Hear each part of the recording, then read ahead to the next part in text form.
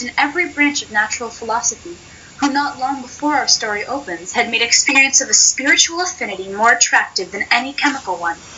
He had left his laboratory to the care of an assistant, cleared his fine countenance from the furnace smoke, washed the stain of acids from his fingers, and persuaded a beautiful woman to become his wife. In those days, when the comparatively recent discovery of electricity and other kindred mysteries of nature seemed to open paths into the region of miracle, it was not unusual for the love of science to rival the love of woman in its depth and absorbing energy. The higher intellect, the imagination, the spirit, and even the heart might all find their congenial element in the pursuits which, as some of their ardent votaries believed, would ascend from one step of powerful intelligence to another, until the philosopher should lay his hand on the secret of creative force and perhaps make new worlds for himself. We know not whether Aylmer possessed this degree of faith in man's ultimate control over nature. He had devoted himself, however, too unreservedly to scientific studies ever to be weaned from them by any second passion. His love for his young wife might prove the stronger of the two, but it could only be by intertwining itself with his love of science, and uniting the strength of the latter to his own. Such a union accordingly took place, and was attended with truly remarkable consequences and a deeply impressive moral.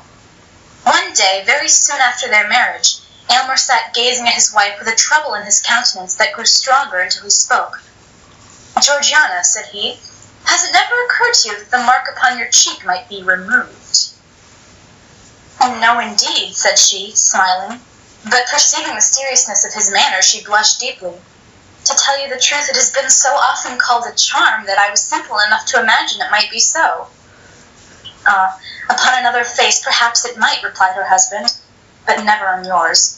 No, dearest Georgiana, you came so nearly perfect from the hand of nature that this slightest possible defect, which we hesitate whether to term a defect or a beauty, shocks me as being the visible mark of earthly imperfection." "Shocks you, my husband?" cried Georgiana, deeply hurt, at first reddening with momentary anger, but then bursting into tears.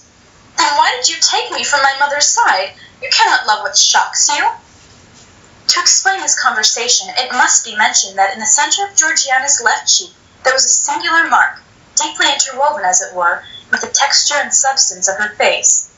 In the usual state of her complexion, a healthy though delicate bloom, the mark wore a tint of deeper crimson, which imperfectly defined its shape amid the surrounding rosiness.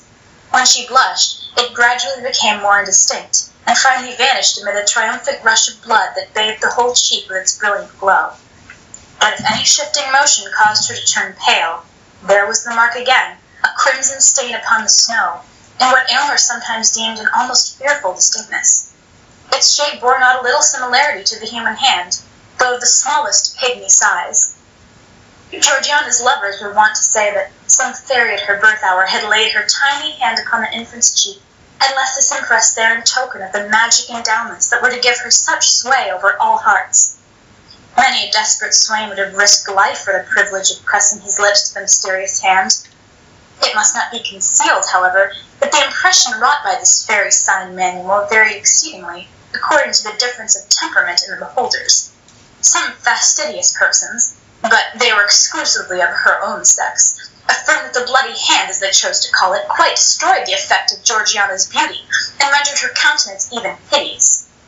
But it would be as reasonable to say that one of those small blue stains which sometimes occur in the purest statuary marble would convert the Eve of Powers to a monster. Masculine observers, if the birthmark did not heighten their admiration, contented themselves with wishing it away, that the world might possess one living specimen of ideal loveliness, without the semblance of a flaw. After his marriage, for he thought little or nothing of the matter before, Aylmer discovered that this was the case with himself. Had she been less beautiful, if envy's self could have found aught else to sneer at, he might have felt his affection heightened by the prettiness of this mimic hand, now vaguely portrayed, now lost, now stealing forth again, glimmering to and fro with every pulse of emotion that throbbed within her heart. But seeing her otherwise so perfect, he found this one defect grow more and more intolerable with every moment of their united lives. It was the fatal flaw of humanity which nature, in one shape or another, stamps ineffaceably on all her productions, either to imply that they are temporary and finite, or that their perfection must be wrought by toil and pain. crimson hand expressed the ineludible gripe in which mortality clutches the highest and purest of earthly mold, degrading them into kindred with the lowest, and even with the very brutes like whom their visible frames return to dust. In this manner, selecting it as the symbol of his wife's liability to sin, sorrow, decay, and death, Aylmer's somber imagination was not long in rendering the birthmark a frightful object, causing him more trouble and horror than ever Georgiana's beauty, whether of soul or sense, had given him delight. At all the seasons which should have been their happiest, he invariably, and without intending it, nay, in spite of a purpose to the contrary, reverted to this one disastrous topic. Trifling as it at first appeared, it so connected itself with innumerable trains of thought and modes of feeling that it became the central point of. You're the man. You're a machine. You're a gate-going-on machine. You got this, man. All. At the morning twilight, Aylmer opened his eyes upon his wife's face and recognized the symbol of imperfection. And when they sat together at the evening hearth, his eyes wandered stealthily to her cheek and beheld, flickering with the blaze of the wood fire, the spectral hand that wrote mortality where he would fain have worshipped. Georgiana soon learned to shudder at his gaze. It needed but a glance at the peculiar expression that his face often wore to change the roses of her cheek into a death-like paleness, amid which the crimson hand was brought strongly out, like a bas-relief ruby on the whitest marble. Late one night, when the lights were growing dim, so as hardly to betray the stain on the poor wife's cheek, she herself, for the first time, voluntarily took up the subject. "Do you remember, my dear Aylmer," said she, with a feeble attempt at a smile, "have you any recollection of a dream last night about this odious hand?" None whatever," replied Aylmer, starting. Then he added in a dry, cold tone, affected for the sake of concealing the real depth of his emotion, "I might well dream of it, for before I fell asleep it had taken a pretty firm hold of my fancy." "And did you dream of it?" continued Georgiana hastily, for she dreaded lest a gush of tears should interrupt what she had to say. "A terrible dream. I wonder that you can forget it. Is it possible to forget this one expression? It is in her heart now. We must have it out. Reflect, my husband, for by all means I would have you recall that dream." The mind is in a sad state when sleep, the all-involving, cannot confine her spectres within the dim region of her sway, but suffers them to break forth, affrighting this actual life with secrets that perchance belong to a deeper one.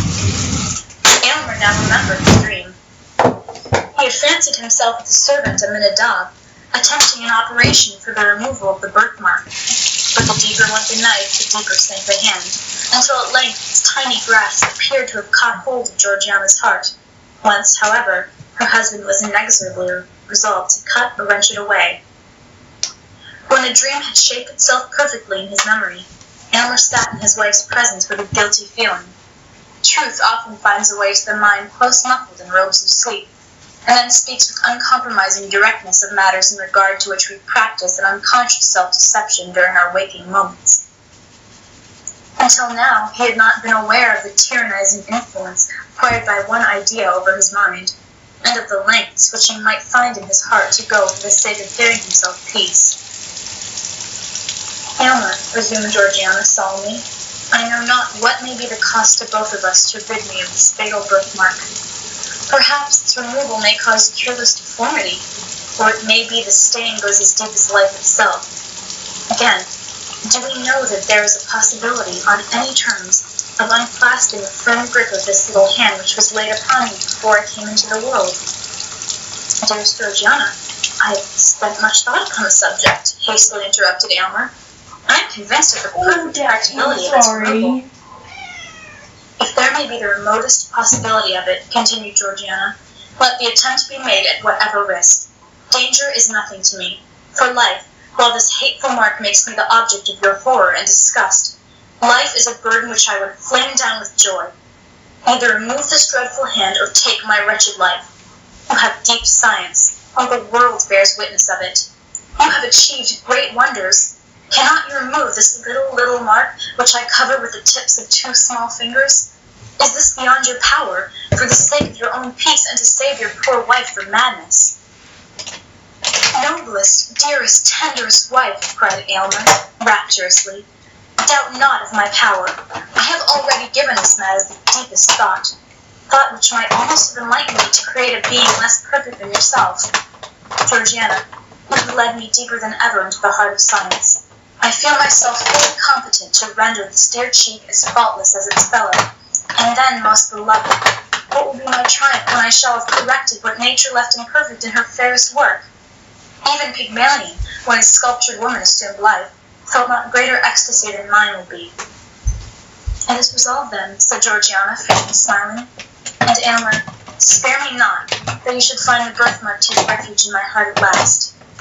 Her husband tenderly kissed her cheek, her right cheek, not that which bore the impress of the crimson hand.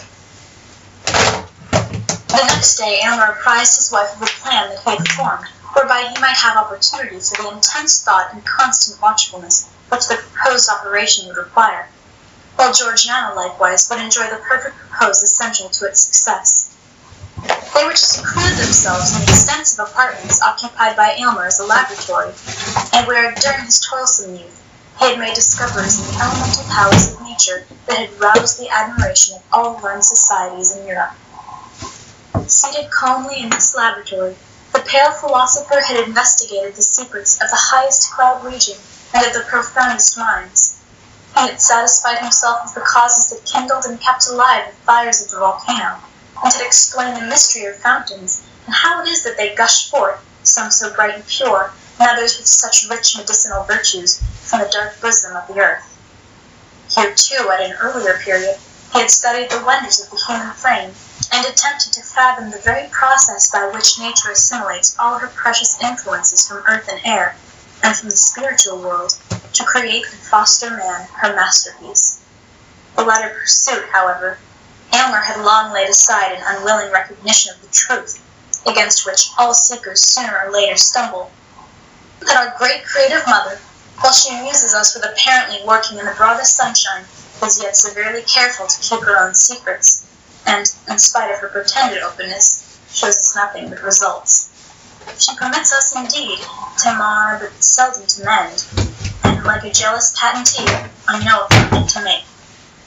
Now, however, Aylmer resumed these half-forgotten investigations, not, of course, with such hopes or wishes as first suggested them, but because they involved much physiological truth and lay in the path of his proposed scheme for the treatment of Georgiana. As he led her over the threshold of the laboratory, Georgiana was cold and tremulous. Aylmer looked cheerfully into her face, with intent to reassure her, but was so startled with the intense glow of the birthmark upon the whiteness of her cheek that he could not restrain a strong convulsive shudder.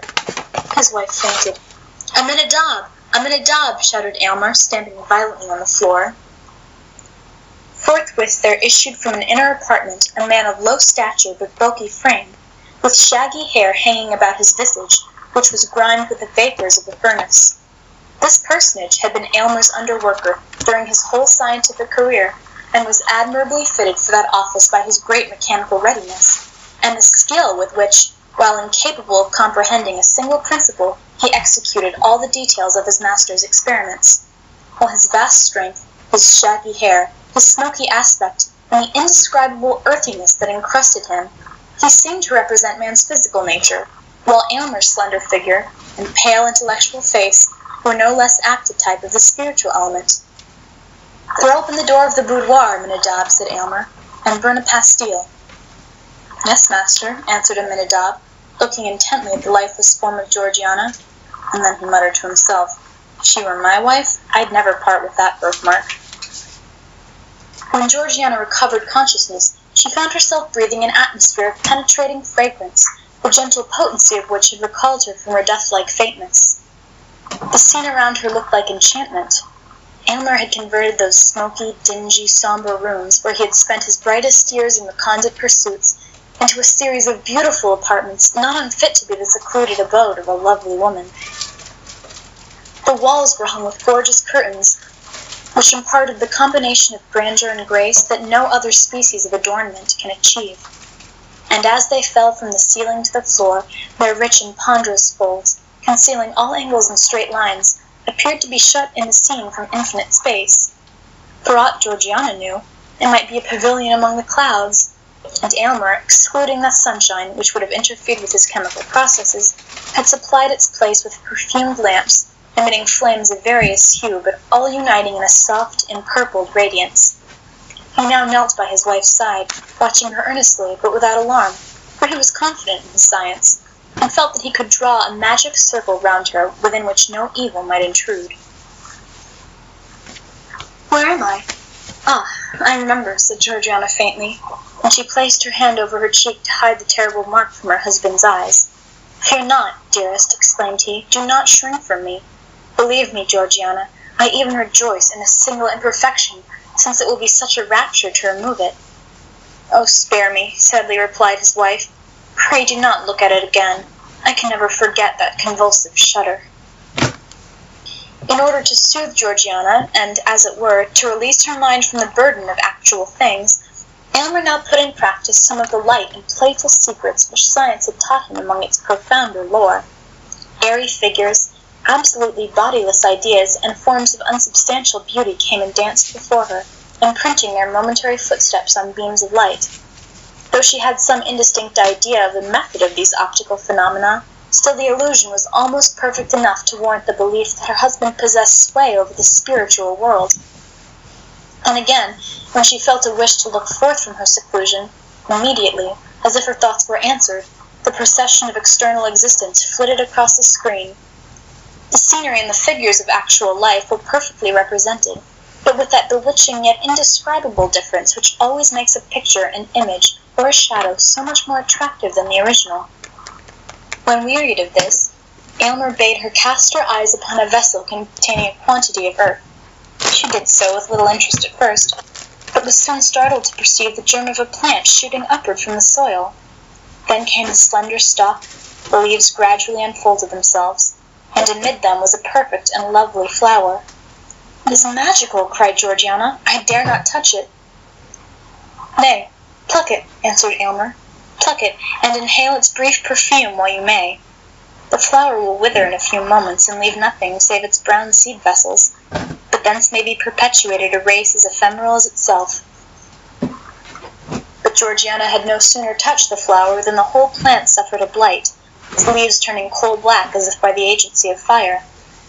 "There was too powerful a stimulus," said Aylmer, thoughtfully. To make up for this abortive experiment, he proposed to take her portrait by a scientific process of his own invention. It was to be effected by rays of light striking upon a polished plate of metal. Georgiana assented, but, on looking at the result, was affrighted to find the features of the portrait blurred and indefinable, while the minute figure of a hand appeared where the cheek should have been. Aylmer snatched the metallic plate and threw it in a jar of corrosive acid. Soon, however, he forgot these mortifying failures. In the intervals of study and chemical experiment, he came to her flushed and exhausted, but seemed invigorated by her presence, and spoke in glowing language of the resources of his art. He gave a history of the long dynasty of the alchemists, who spent so many ages in the quest of the universal solvent by which the golden principle might be elicited from all things vile and base. Aylmer appeared to believe that, by the plainest scientific logic, it was altogether within the limits of possibility to discover this long-sought medium. But, he added, a philosopher who should go deep enough to acquire the power would attain too lofty a wisdom to stoop to the exercise of it. Not less singular were his opinions in regard to the elixir vitae. He more than intimated that it was at his option to concoct a liquid that should prolong life for years, perhaps interminably, but that it would produce a discord in nature which all the world, and chiefly the quaffer of the immortal nostrum, would find cause to curse. "Aylmer, are you in earnest?" asked Georgiana, looking at him with amazement and fear. "It is terrible to possess such power, or even to dream of possessing it." "Oh, do not tremble, my love," said her husband. "I would not wrong either you or myself by working such inharmonious effects upon our lives, but I would have you consider how trifling in comparison is the skill requisite to remove this little hand." At the mention of the birthmark, Georgiana, as usual, shrank as if a red-hot iron had touched her cheek. Again, Aylmer applied himself to his labors. She could hear his voice in the distant furnace room giving directions to Aminadab, whose harsh, uncouth, misshapen tones were audible in response, more like the grunt or growl of a brute than human speech. After hours of absence, Aylmer reappeared and proposed that she should now examine his cabinet of chemical products and natural treasures of the earth. Among the former he showed her a small vial, in which, he remarked, was contained a gentle yet most powerful fragrance, capable of impregnating all the breezes that blow across the kingdom. They are of inestimable value, the contents of that little vial, and as he said so, he threw some of the perfume into the air and filled the room with a piercing and invigorating delight. "And what is this?" asked Georgiana, pointing to a small crystal globe containing a gold-colored liquid. "It is so beautiful to the eye that I could imagine it the elixir of life." "In one sense it is," replied Aylmer, "or rather the elixir of immortality. It is the most precious poison that ever was concocted in this world. By its aid, I could apportion the lifetime of any mortal at whom you might point your finger. The strength of the dose would determine whether he were to linger out years or drop dead in the midst of a breath. No king on his guarded throne could keep his life if I, in my private station, should deem that the welfare of millions justified me in depriving him of it." "Why do you keep such a terrific drug?" inquired Georgiana in horror. "Do not mistrust me, dearest," said her husband, smiling. "Its virtuous potency is yet greater than its harmful one. But see, here is a powerful cosmetic.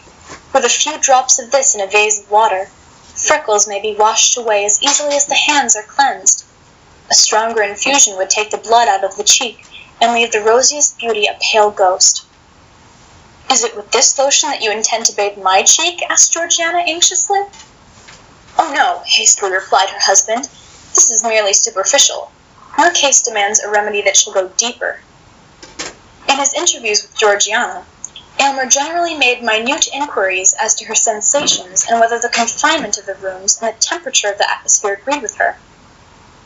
These questions had such a particular drift that Georgiana began to conjecture that she was already subjected to certain physical influences, either breathed in with the fragrant air or taken with her food. She fancied likewise, but it might be altogether fancy, that there was a stirring up of her system, a strange indefinite sensation creeping through her veins, and tingling, half painfully, half pleasurably, at her heart. Still, whenever she dared to look into the mirror, there she beheld herself pale as a white rose, and with the crimson birthmark stamped upon her cheek. Not even Aylmer now hated it so much as she. To dispel the tedium of the hours which her husband found it necessary to devote to the processes of combination and analysis, Georgiana turned over the volumes of his scientific library. In many dark old tomes she met with chapters full of romance and poetry. They were the works of philosophers of the Middle Ages, such as Albertus Magnus, Cornelius Agrippa, Paracelsus, and the famous friar who created the prophetic brazen head. All these antique naturalists stood in advance of their centuries, yet were imbued with some of their credulity, and therefore were believed, and perhaps imagined themselves to have acquired from the investigation of nature a power above nature, and from physics a sway over the spiritual world. Hardly less curious and imaginative were the early volumes of the Transactions of the Royal Society, in which the members, knowing little of the limits of natural possibility, were continually recording wonders or proposing methods whereby wonders might be wrought. But to Georgiana the most engrossing volume was a large folio from her husband's own hand, in which he had recorded every experiment of his scientific career, its original aim, the methods adopted for its development, and its final success or failure, with the circumstances to which either event was attributable. The book, in truth, was both the history and emblem of his ardent, ambitious, imaginative, yet practical and laborious life. He handled physical details as if there were nothing beyond them, yet spiritualized them all, and redeemed himself from materialism by his strong and eager aspiration towards the infinite. In his grasp the veriest clod of earth assumed a soul. Georgiana, as she read, reverenced Aylmer and loved him more profoundly than ever, but with a less entire dependence on his judgment than heretofore. Much as he had accomplished, she could not but observe that his most splendid successes were almost invariably failures, if compared with the ideal at which he aimed. His brightest diamonds were the merest pebbles, and felt to be so by himself, in comparison with the inestimable gems which lay hidden beyond his reach. The volume, rich with the achievements that had won renown for its author, was yet as melancholy a record as ever mortal hand had penned. It was the sad confession and continual exemplification of the shortcomings of the composite man, the spirit burdened with clay and working in matter, and of the despair that assails the higher nature at finding itself so miserably thwarted by the earthly part. Perhaps every man of genius in whatever sphere might recognize the image of his own experience in Aylmer's journal. So deeply did these reflections affect Georgiana that she laid her face upon the open volume and burst into tears. In this situation she was found by her husband. "It is dangerous to read in the sorcerer's books," said he with a smile, though his countenance was uneasy and displeased. "Georgiana, there are pages in that volume which I can scarcely glance over and keep my senses. Take heed lest it prove as detrimental to you." "It has made me worship you more than ever," said she. "Ah, wait for this one success," rejoined he, "then worship me if you will. I shall deem myself hardly unworthy of it. But come, I have sought for you the luxury of your voice. Sing to me, dearest." So she poured out the liquid music of her voice to quench the thirst of his spirit. He then took his leave with a boyish exuberance of gaiety, assuring her that her seclusion would endure but a little longer, and that the result was already certain. Scarcely had he departed, when Georgiana felt irresistibly impelled to follow him. She had forgotten to inform Aylmer of a symptom which for 2 or 3 hours past had begun to excite her attention.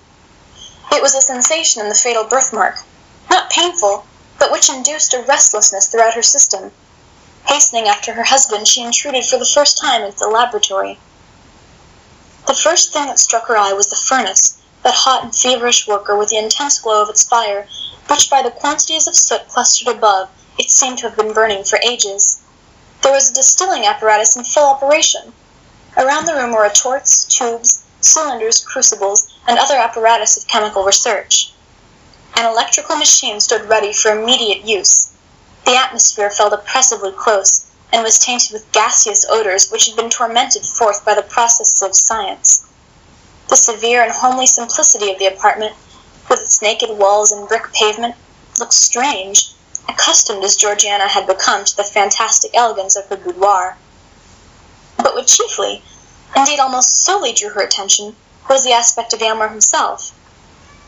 He was as pale as death, anxious and absorbed, and hung over the furnace as if it depended upon his utmost watchfulness whether the liquid which it was distilling should be the draught of immortal happiness or misery. How different from the sanguine and joyous mien that he had assumed for Georgiana's encouragement! "Carefully now, Aminadab. Carefully, thou human machine. Carefully, thou man of clay," muttered Aylmer, more to himself than his assistant. "Now, if there be a thought too much or too little, it is all over." "Ho, ho," mumbled Aminadab. "Look, master, look." Aylmer raised his eyes hastily, and at first reddened, then grew paler than ever on beholding Georgiana. He rushed towards her and seized her arm with a grip that left the print of his fingers upon it. "Why do you come hither? Have you no trust in your husband?" cried he impetuously. "Would you throw the blight of that fatal birthmark over my labors? It is not well done. Go, prying woman, go." "Nay, Aylmer," said Georgiana, with the firmness of which she possessed no stinted endowment. "It is not you that have a right to complain. You mistrust your wife. You have concealed the anxiety with which you watched the development of this experiment. Think not so unworthily of me, my husband. Tell me all the risk we run, and fear not that I shall shrink, for my share in it is far less than your own." "No, no, Georgiana," said Aylmer impatiently. "It must not be." "I submit," replied she calmly, "and Aylmer, I shall quaff whatever draught you bring me, but it will be on the same principle that would induce me to take a dose of poison if offered by your hand." "My noble wife," said Aylmer, deeply moved, "I knew not the height and depth of your nature until now. Nothing shall be concealed. Know then that this crimson hand, superficial as it seems, has clutched its grasp into your being with a strength of which I had no previous conception. I have already administered agents powerful enough to do aught except change your entire physical system. Only one thing remains to be tried. If that fail us, we are ruined." "Why did you hesitate to tell me this?" asked she. "Because, Georgiana," said Aylmer in a low voice, "there is danger." "Danger? There is but one danger, that this horrible stigma shall be left upon my cheek," cried Georgiana. Remove it, whatever be the cost, or we shall both go mad." "Heaven knows your words are too true," said Aylmer sadly. And now, dearest, return to your boudoir. In a little while all will be tested." He conducted her back and took leave of her with a solemn tenderness which spoke far more than his words how much was now at stake. After his departure, Georgiana became wrapped in musings. She considered the character of Aylmer, and did it completer justice than at any previous moment. Her heart exulted, while it trembled, at his honourable love, so pure and lofty that it would accept nothing less than perfection, nor miserably make itself contented with an earthlier nature than he had dreamed of.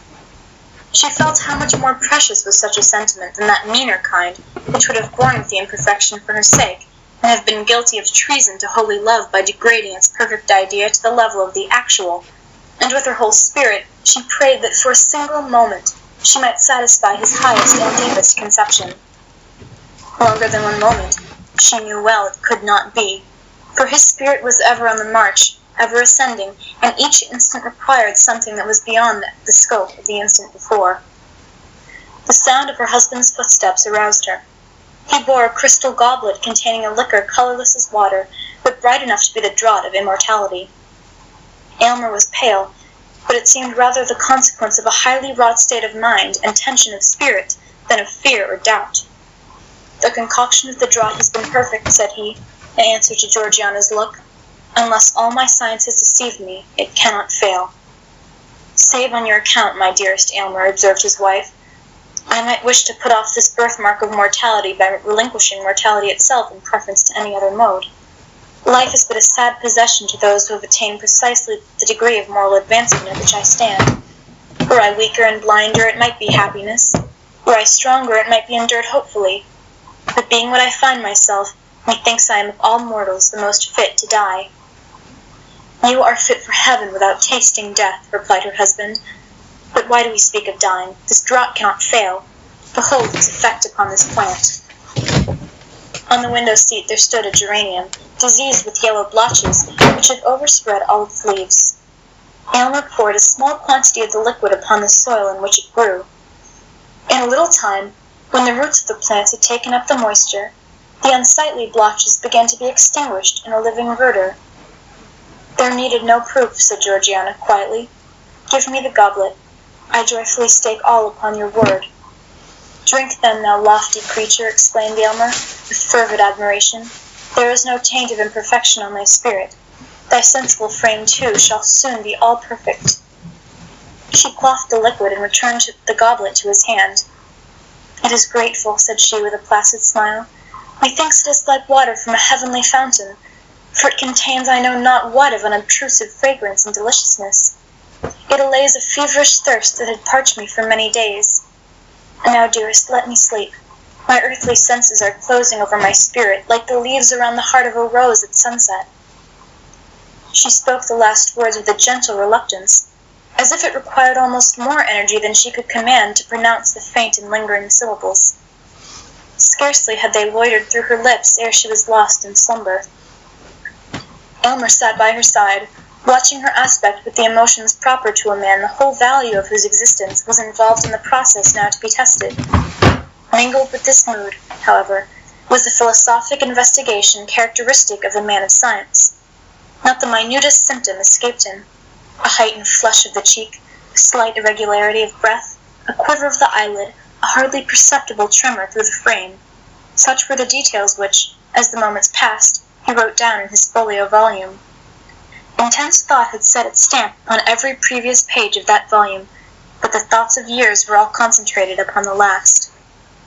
While thus employed, he failed not to gaze often at the fatal hand, and not without a shudder. Yet once, by a strange and unaccountable impulse, he pressed it with his lips. His spirit recoiled, however, in the very act, and Georgiana, out of the midst of her deep sleep, moved uneasily and murmured as if in remonstrance. Again Aylmer resumed his watch, nor was it without avail. The crimson hand which at first had been strongly visible in the marble paleness of Georgiana's cheek now grew more faintly outlined. She remained not less pale than ever, but the birthmark, with every breath that came and went, lost somewhat of its former distinctness. Its presence had been awful, its departure was more awful still. Watch the stain of the rainbow fading out the sky, and you will know how that mysterious symbol passed away. By heaven, it is well nigh gone, said Aylmer to himself, in almost irrepressible ecstasy. I can scarcely trace it now. Success! Success! And now it is like the faintest rose color. The lightest flush of blood across her cheek would overcome it. But she is so pale. He drew aside the window curtain and suffered the light of natural day to fall into the room and rest upon her cheek. At the same time he heard a gross, hoarse chuckle, which he had long known as his servant Aminadab's expression of delight. "Ah, clod! Ah, earthly mess!" cried Aylmer, laughing in a sort of frenzy. "You have served me well. Matter and spirit, earth and heaven, have both done their part in this. Laugh, thing of the senses. You have earned the right to laugh." These exclamations broke Georgiana's sleep. She slowly unclosed her eyes and gazed into the mirror which her husband had arranged for that purpose.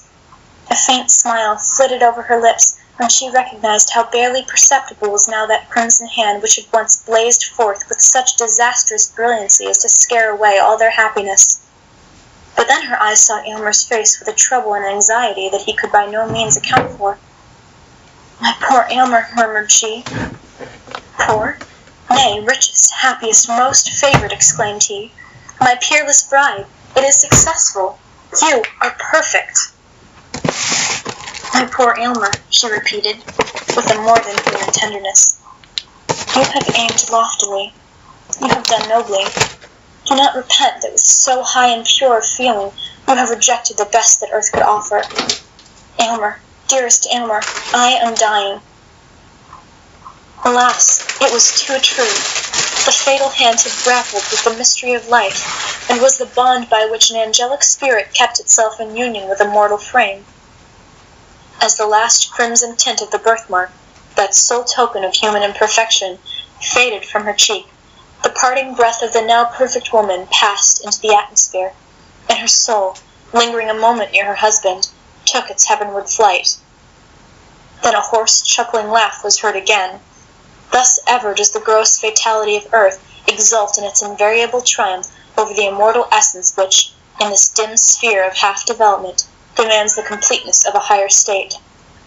Yet, had Aylmer reached a profounder wisdom, he need not thus have flung away the happiness which would have woven his mortal life of the self-same texture with the celestial. The momentary circumstance was too strong for him. He failed to look beyond the shadowy scope of time, and, living once for all in eternity, to find the perfect future in the present. End of The Birthmark by Nathaniel Hawthorne.